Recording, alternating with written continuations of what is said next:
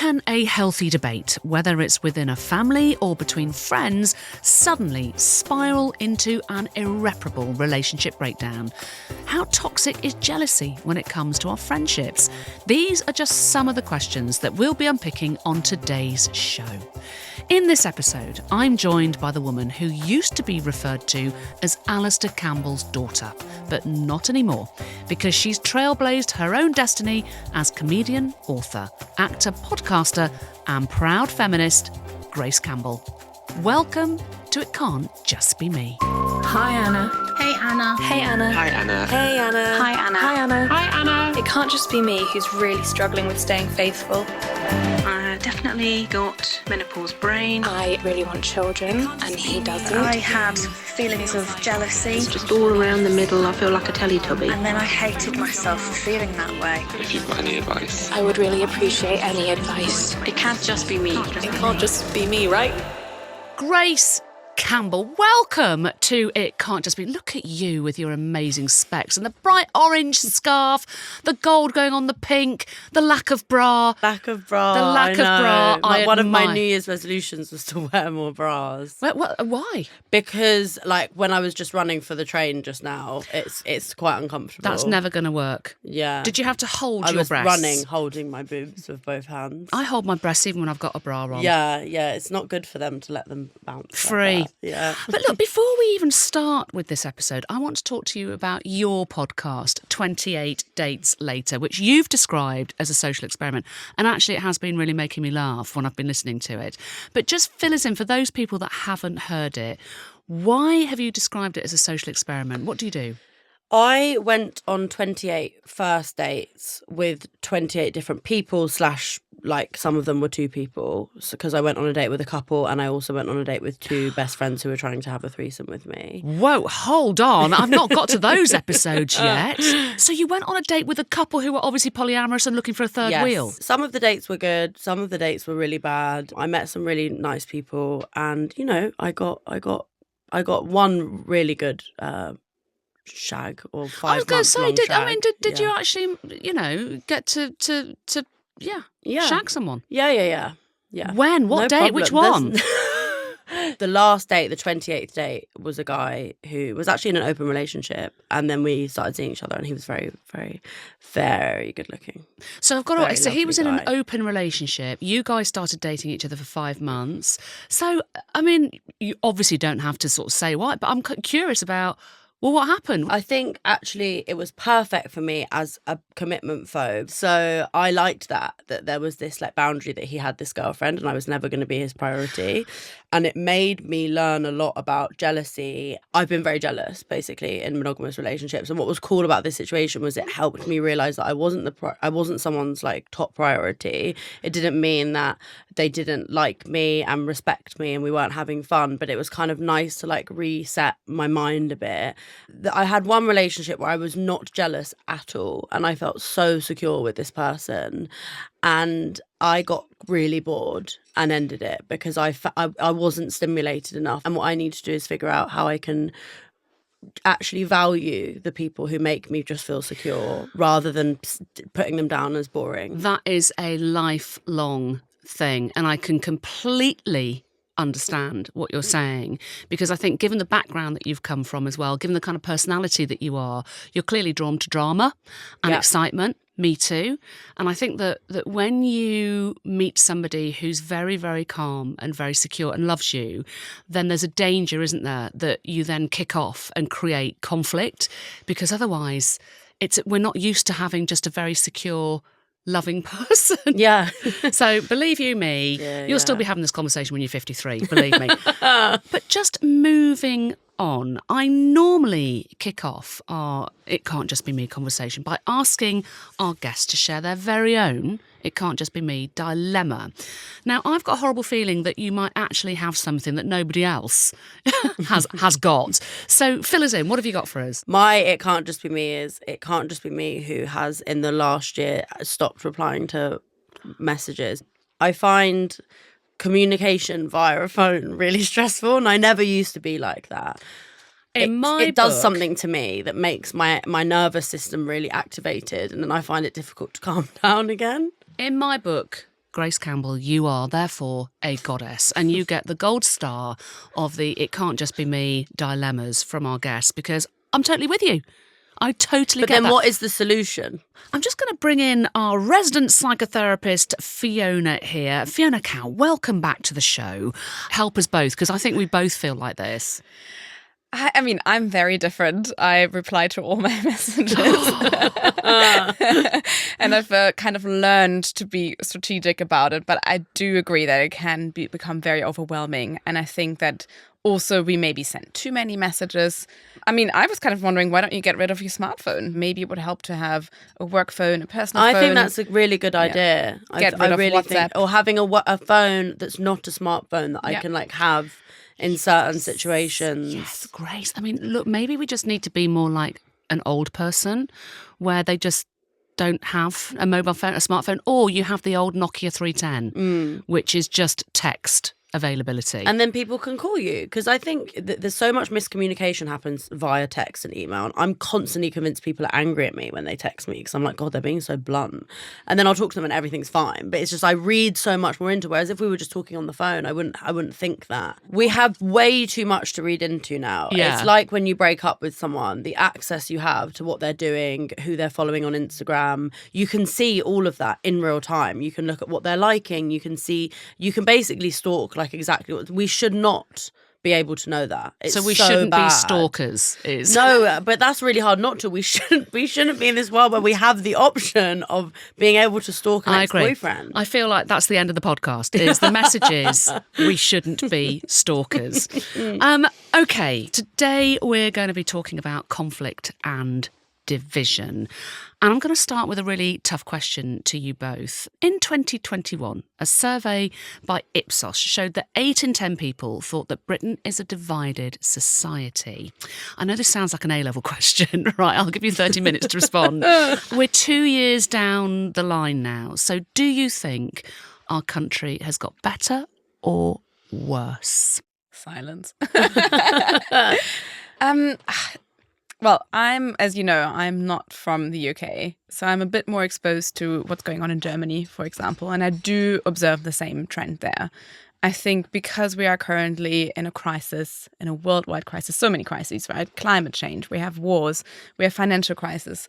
I think it really brings people to more extreme opinions, and it does divide people much more. And I think the political climate in Europe really reflects that, of people becoming more extreme. And then again, social media really feeds into that. Social media creates this kind of mini bubble where you're only always exposed to the same content and the content you agree with, which is why people become more extreme. And I think this kind of leads to this divide. So you think when we're threatened, effectively, we become more entrenched in an opinion, and then we start getting involved in an echo chamber of opinions where people just agree with what we're saying, and then you just become more and more entrenched. Exactly. And then we're also kind of drawn to othering more. We kind of want to find the reason. Why is everything going wrong? Why am I like this? Why is this like this? So we then try and find the enemy, which is really dangerous.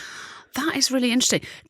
Does this resonate with you? Yeah, and Grace? I think the other thing, I completely agree, and what I would add is that I think that what then happens is people become so much more defensive, and then it's so difficult to actually have calm conversations about these things, because I think it's good to like call people out and say, this is actually what I think and you've made me feel this, and you can either agree or not agree. But what happens is some people, maybe when they aren't processing their emotions in the healthiest way, when they do get called out, it makes them go so extremely the other way that then they become really defensive and combative, and then you feel scared of talking to them. Politics obviously runs in your blood, and I can only imagine that you've witnessed some really tasty political debates in your 29 years.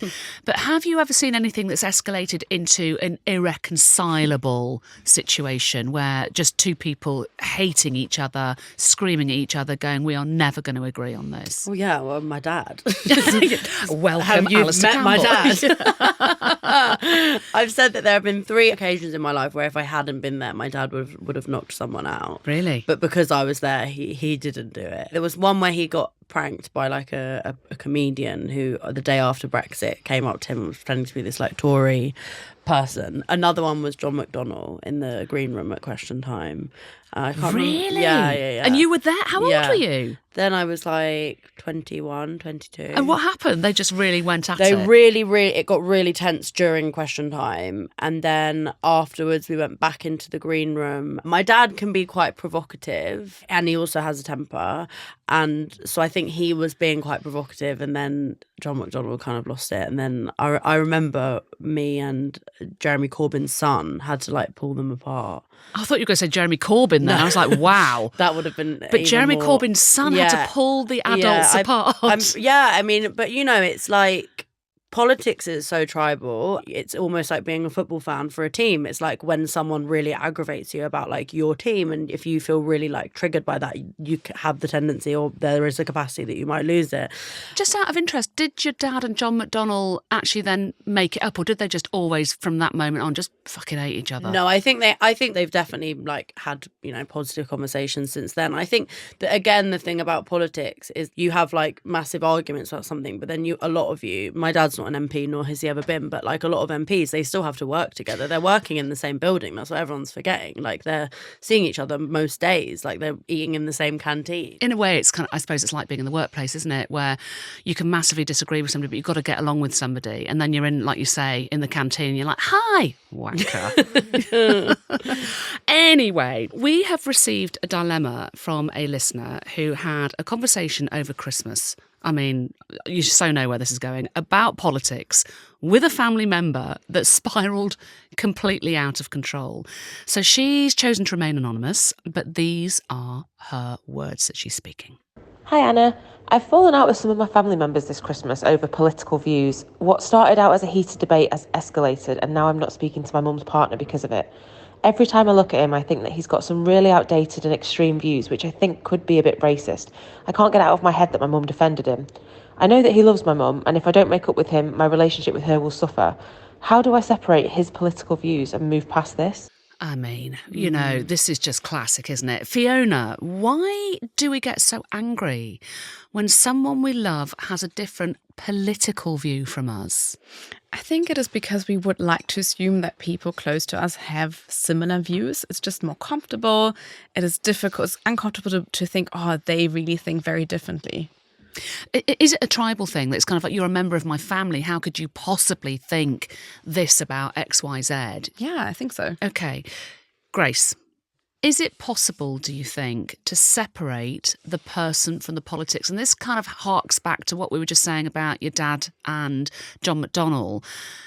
Is it possible to still really like somebody or love somebody that has radically different views from your own? It's a tough one, isn't it? I mean, I think my thing is like, are these people willing to carry on talking about it? Once something becomes like a no-go topic of conversation, then I would find it difficult to want to have like a continuing relationship with them, because I'm like, okay, well, we can't talk about these things because clearly you aren't willing to like have a conversation where you take some form of accountability, or like read something or like watch something that I think might like help you understand something in a different way. It's also so generational what we're talking about. This happens so much with like our generation and our parents' generations, because a lot of them like grew up with very different opinions being taught to them. Should we take somebody's age into account when trying to understand their politics, or ultimately do you think that's too much of an excuse? I think we need to take into account how the person grew up, the generation, the environment. I think, you know, it doesn't really help to only stop at, oh, I hate your opinions. If we really want to start a conversation, it's actually about showing that curiosity and say, oh, okay, what makes you say that, or what makes you think that? And then you can actually explore and gain a better understanding of what's going on there. Absolutely. I just want to sort of poke at that a little bit more, because I know loads of people that don't think you can separate the person from their politics. I want to think that you can still like somebody or love somebody that's got radically different views from your own? But it's hard, isn't it?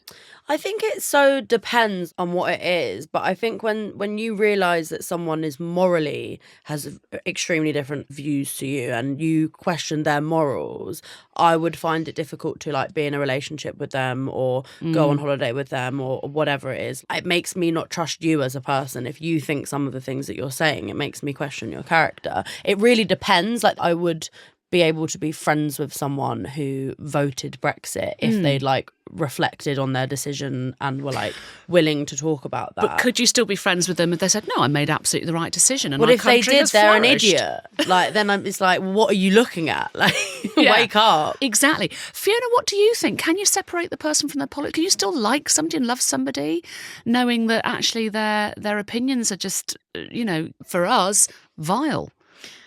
Yeah, I think it's really difficult. I think there is politics and politics, right? There's like really extreme views. And if it touches, again, your core values and what you really believe, if we're talking racism, if we're talking sexism, then it becomes much more difficult. If it's a little bit about, I don't know, economy, a certain direction of politics that doesn't really bring out these polarized positions, I think it makes it much easier.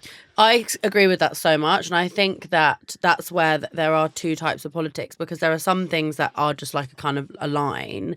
And then there are other things where I think we should have much more conversations about these things. Like I love talking to people about their different like opinions on the economy, because I'm like, I don't know anything. Like teach me like what other people think and what other people think should be happening like to like the economy and democracy. And I think on those things it's really interesting to talk to people that you disagree with and may have different opinions, but it's just there are some things that for me I'd be like, if you think that means that you are someone that categorically I would not want to spend much time with. So a few years ago, I can remember being in a club in central London with a big group of friends, and amongst that group of friends was a Tory MP. Wow. And which already it's like, okay, wasn't expecting that. I found him really entertaining. His views are abhorrent, but I found him utterly charming and entertaining, and I became so conflicted over this man's great company, but his politics to me are abhorrent. So there is that rub of, oh, I like this person, but also we should be like, especially as a writer, I want to expose myself to like so many different types of characters, because it makes me think about like different people that I could create. You have talked before about how your mum and dad, for example, disagreed on the Iraq war, and that there would be, spicy arguments going on back at home about being pro or anti. How difficult was that for you as a child, as a daughter, actually, to witness having two very strong parents with differing political views? Well, I was really way too young to understand what it was. I was like under 10. So I didn't really understand. I just was like, my parents are arguing all the time.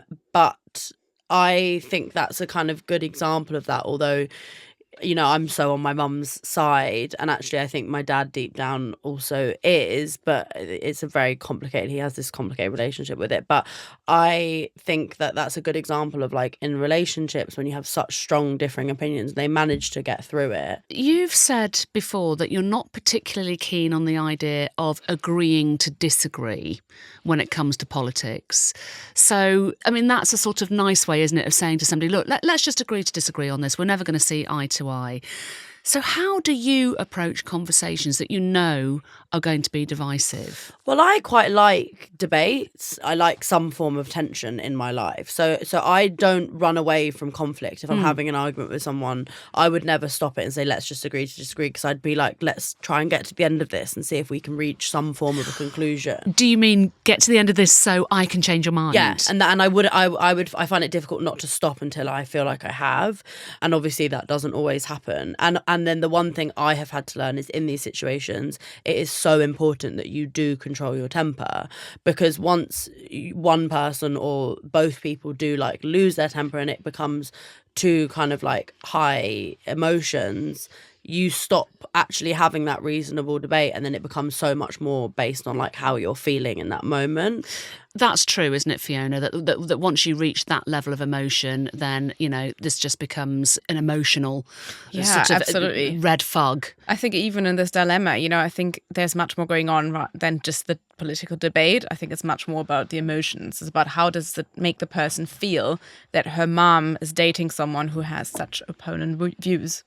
Absolutely. So let's bring it back to our listener then. That, Fiona, you're saying there's a lot more going on here, potentially, than just differing political views. This is something to do with the fact that, oh my God, my mother, who I love, is dating this man who's got these abhorrent views in her opinion. So what is the one piece of advice that you would give to our listener? I think it's to think about what is most important to me here. Is it the relationship to my mom? Is it family peace? Or is it that the person she's seeing has to have the same views as me? And I could imagine that the most important thing is the relationship to the mom.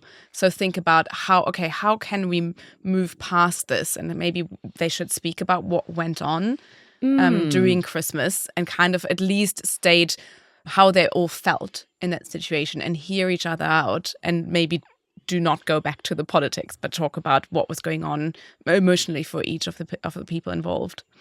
And I mean, ultimately, do you think it's possible, and I'm looking at you, Grace, is it possible to have your mind changed? Because you're saying, I will keep on going until hopefully I could try and persuade that person to come to my way of thinking. I've changed my dad's opinions about quite a lot of things. Have you? My dad did not really have any understanding of feminism before I started talking to him about it. And he always has these like clapbacks. But I think when he was in government, if I'd have been there in his ear, I'd have been able to tell him more things that he could have been doing to help get minorities more of a platform in politics, which is still unbelievably like slow and behind.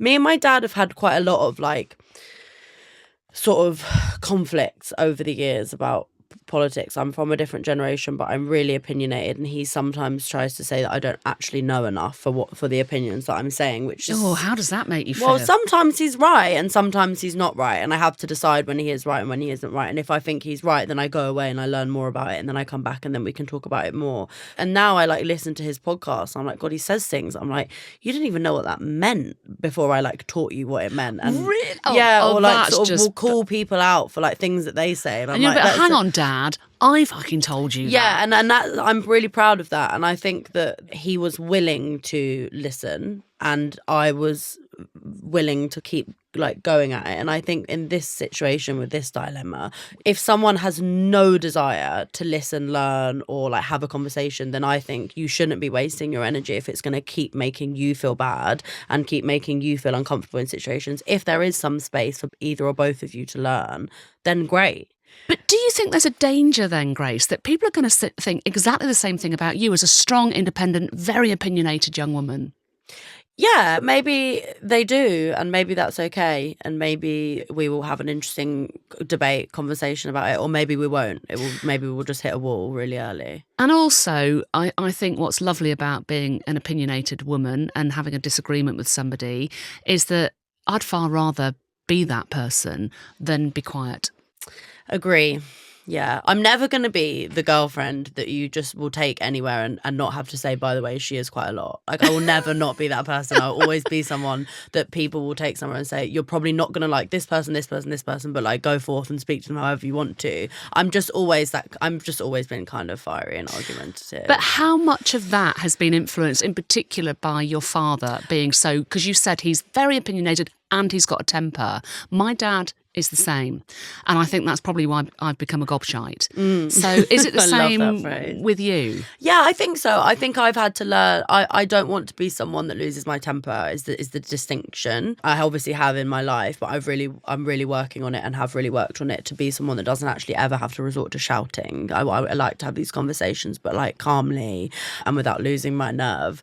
But it definitely is so influenced by my dad. So what would your one piece of advice be for our listener? Well, I would, in this situation, it's what you were saying, Fiona, as well, but like I would prioritise your relationship with your mum, and I would talk to your mum separately about how you're feeling about this. Again, hopefully it can be a calm conversation where you can get across the fact that you feel that maybe she hasn't quite had your back and that she more had his back in that situation, and how that made you feel. Because if I was in that situation, that would make me feel really bad. So I would try and communicate that.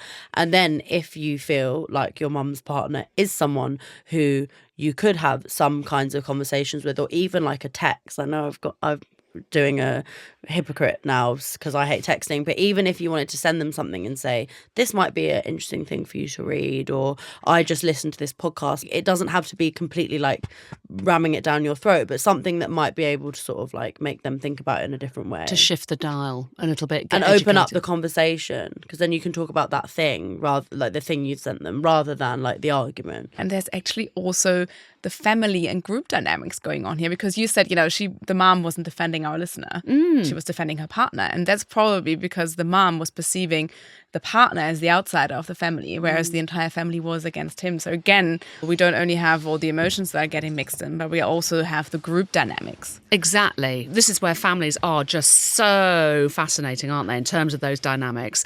However, I just want to move on to a slightly different topic, which is still relevant in a way to what we're talking about with our first dilemma, but it's about jealousy and how it can divide friendships, particularly between women. And we've had a listener who's called in with this dilemma. Hi, Anna. Surely it can't just be me who's experiencing intense feelings of jealousy, and I'm completely ashamed to admit it. So one of my best friends recently got a promotion at her work, told me that she's buying a house with her partner and generally just seems to be smashing things, and I'm so far away from any of that. I feel pretty low with where I'm at, particularly with it being January and the dread of another year ahead where I'm not where I want to be. My career is going okay, but it's not really taken off, and I'm dating, but that doesn't really seem to be going anywhere. Everything's kind of average and I feel quite embarrassed by it. It's like life is just passing me by. I'm a woman in my early 30s, and I know this sounds dramatic, but sometimes it feels like it's just too late to do anything about it, and I'm just kind of stuck where I am. Now I'm feeling pretty resentful towards my friend, and I'm ignoring her messages. So I find it hard to be happy for her, and I worry that I might end up upsetting her if she shares any more good news with me. I just feel like a horrible person and an awful friend, and desperately don't want to feel this way. Can you help? I mean, doesn't everyone feel like this at the moment? Or is that I think just me? I think these feelings are part of the human existence. I've had so many periods in my life where I felt really unhealthily jealous of other people, and I've had to have so many conversations with myself of, this isn't about that person. It's much more about how I'm feeling about myself right now. And, we unfortunately live in a world now where we're comparing ourselves constantly to people that we know, people that we don't know. The internet makes you I saw this video yesterday by this amazing American podcaster and comedian, and she said, I think my algorithm is built on making me feel like I'm not where I was supposed to be in my life. So every time she goes on Instagram or TikTok, she just sees stuff that's like people buying houses, people getting promotions, people having babies, people getting married. Life's amazing. And it makes you definitely question where you're at. But I hate the fact that she feels ashamed of that. That's the part that upsets me, because I actually think this is so normal. Well, let's pick up on that, because you write in your book, Amazing Disgrace, that you realise supporting women is more rewarding than competing with them. So just expand on that a little bit more. What did you mean by that? So we are taught, in every way, in romantic relationships, in our careers, in our looks, that there is a kind of scarcity mindset, right? So it's something I learned last year. Well, not learn, I've always known this, but something I really started acting on is that I should never let a man make me hate another woman. So say if I break up with a man and they start going out with a different girl, I should never look at that person and hate them because of what this man has done. Yeah. That's what the patriarchy wants you to do. They want you to hate that woman, because then it will mean that you're wasting your time and energy hating a woman rather than picking him up on his behavior. Exactly. Yeah. And that happens in work, so you feel like if someone gets a job that you want, you're jealous because you're like, I'm now never going to get that job, because you're made to feel like that's the only job out there that you could have. And it's the same with our looks and how we're made to feel like we should look a certain way.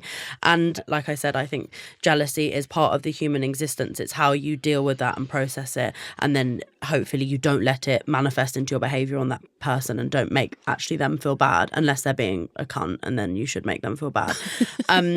But so it's about like processing it properly and sort of understanding why you feel those things and what you can do, I guess, to change how you see yourself, so you will stop feeling really jealous of someone else. But look, comparison is toxic, but it's natural. Grace, do you still secretly find yourself comparing yourself to other women or just other people?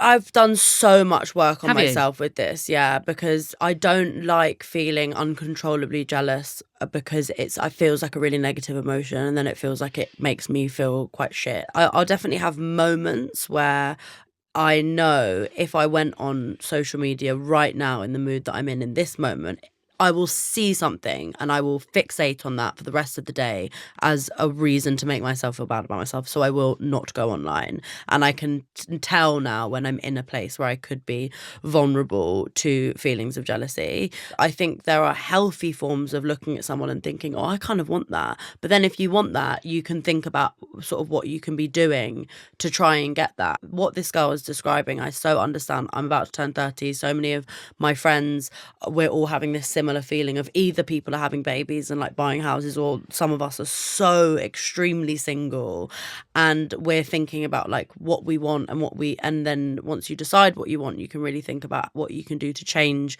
I guess, how you're going about finding that. If she's finding dating is not really leading to anywhere, maybe she's not looking in the right places, maybe she's not dating the right kinds of people that are looking for something long term and serious, and maybe she's sort of attracting people who are just like looking for, I don't know, something short term and fuck boys basically. And so I think you have to be kind of harsh on yourself about what that is that you may be doing wrong and how you can change it. But social media is making this worse, right? Surely. Oh, yeah. I find it quite toxic, and I end up, exactly as you're saying, scrolling, going, oh, fuck, I fucking hate you. Hate you, hate you, hate you. And then I feel really bad about it and go, I actually really like you and I really wish I had your life. So I'm just really, really jealous and envious. But do you hear this a lot in your therapy rooms, Fiona? Surely people talking about comparison, I'm just not where I should be, whatever should be is in life. Yeah, definitely. And especially women in their early 30s. I get this so much, that do feel that they're not living this narrative. And this is what I want to call out. Who is saying this is where we should be, how we should be? I think it's this narrative that has been fed to women and that's totally outdated. Life for women has changed. We go and get our education done. We contribute to the household as well. We take much longer to reach that level in our careers, and we do not need to find our worth in becoming mothers anymore, I think. But are you still hearing this from women in their 50s by any chance as well? That they experience that pressure? Yes. Do you want another client? Because I feel Always. I feel that right now. I mean, it's not just women in their 30s. I mean, Grace, I feel the same, which is kind of like, oh, well, I now should be living in a big house. I should be driving this car. I should have kids. I should, all the shoulds are really, really unhealthy and feed into an awful lot of fear, don't they, ultimately? Yeah, and also what I would say to this person is I'm sure there are things that her friend envies about her life. People in serious relationships are always partly a bit envious of their friends who are single. The grass is always greener. It's so cliche, but it is true. What I find the most amount of comfort in is that I know that when the things that I want happen, they'll happen at the right time, and I'll know then that there was a reason why they didn't happen at that point when I wanted them to happen. Yeah. And we all have loads of things that we want, but then we all have loads of things that we're really lucky to have. And it's just about trying to like remain positive in that and not see your life as a failure. Because you're so young. Like, she's in her early 30s. Yeah. Like, you have so much you need to figure out in your 30s. I can't believe I'm turning 30. I've still got so much I need to figure out before I turn 30. But in the grand scheme of things, you have so much time, and probably your friend will get divorced in her mid-40s, statistically more speaking. than likely. Yeah. So let's just pick up on the shame that this listener is feeling about her jealousy. Now, Grace, you've built a brand on shunning feelings of shame and revelling in disgrace, which I love. How do you do it? Well, I think that was the part that made me the most sad listening to that, is that she feels ashamed of these feelings, because shame is a completely useless emotion. It stops you from like moving past whatever it is that you're feeling because you're too scared of saying it out loud. So my best advice in regards to shame is to talk about it, is to vocalize it. Once it comes out of your mouth, it feels so much less like a feeling that you are isolating yourself with. And then you start to feel a bit lighter, and then you start to realize how much other people feel the same way as you. Well, on that note then, can jealousy ever be a useful emotion? Absolutely. I think all emotions are useful because they teach us what is important to us. Jealousy kind of tells you that, I actually deep down feel that this is what I want, or this is, again, where I should be. And I think we should all eliminate the word should from our vocabulary. You shouldn't do anything. Just try and be in the present moment. I know it's really, really hard. But if we kind of always just try and live to a potential, we actually forget to live. So girls, what one piece of advice would you leave for our listener who is feeling so jealous at the moment and uncomfortably jealous of her feelings about her friend? I would probably talk to my friend about how I'm feeling, because if it is one of my best friends and they are someone I can trust with these emotions, I would say, because I wouldn't want to risk the relationship. Friendship's so important as you get older. So I would probably say, I have been feeling this way and it's so not your fault, because it isn't, but I want to be completely transparent about this so that then we can talk about it and maybe you can make me feel better. Because I actually think when you're isolated in a friendship about these kinds of feelings, it again makes you feel so much worse. So that is probably what I would say. But I know that is a really difficult conversation to have. And if they are a good friend, they will then help you through what you're feeling and what you're going through, and then they'll help you kind of find resolutions. Or if they don't deal with it well, then maybe they're not someone that you should be really close to and depend on.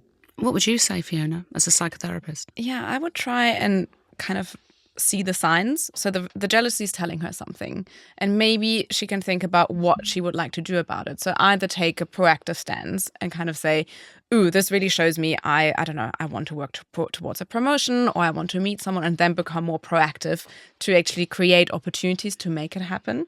Or the other way, it could also be, I notice that I become jealous too easily. How can I learn to let go of that? How can I actually accept myself for where I am and see that everyone has an individual journey? We only see what we see from other people is the tip of the iceberg. I see the other side in therapy. I see through this kind of facade. And believe me, everyone has insecurities. Everyone has doubts. We all have them. It's human. Grace, Fiona, thank you both for coming into the studio today. And you know what? For being so open and so honest with your opinions. We really do appreciate that on this show. I like to sort of scratch below the surface, and you've been very generous in giving it. So thank you. And of course, thank you for listening and for continuing to trust us with your dilemmas. I'll be back next week with a new episode of It Can't Just Be Me. In the meantime, please send us your voice notes via itcan'tjustbeme.co.uk, or you can email me at itcan'tjustbeme@podimo.com. And if you want to see more of the show, remember you can find us on Instagram, TikTok, YouTube and Facebook.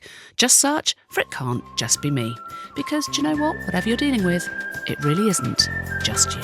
From Podimo and Mags, this has been It Can't Just Be Me, hosted by me, Anna Richardson. The producers are Laura Williams and Christy Calloway-Gale.